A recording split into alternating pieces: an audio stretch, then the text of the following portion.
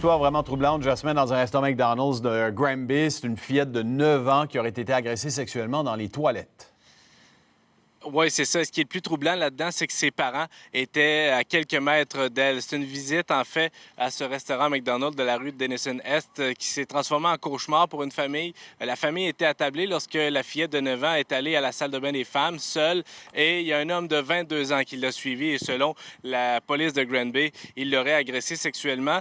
C'est le père de la fillette. On ne sait pas encore pour quelle raison. Est-ce qu'il a été alerté par un cri ou quoi que ce soit? On ne le sait pas. Mais c'est le père de la fillette qui est allé et qui a surpris en flagrant délit, justement. Le suspect qui s'est sauvé par ici, Richard, à la course. Il a traversé le pont et s'amène de l'autre côté sur la rue Drummond à Granby. Et c'est à cet endroit-là qu'il a été arrêté par les policiers. Il faut dire que c'est un endroit qui est fortement achalandé, justement. Ici, il y a le kiosque d'information touristique et regardez tous les gens qui sont là ici. Donc, il y a beaucoup de va-et-vient à cet endroit-ci. Et ce matin, là, je vous dirais qu'on a croisé beaucoup de familles qui n'en reviennent carrément pas de ce qui s'est passé ici hier soir.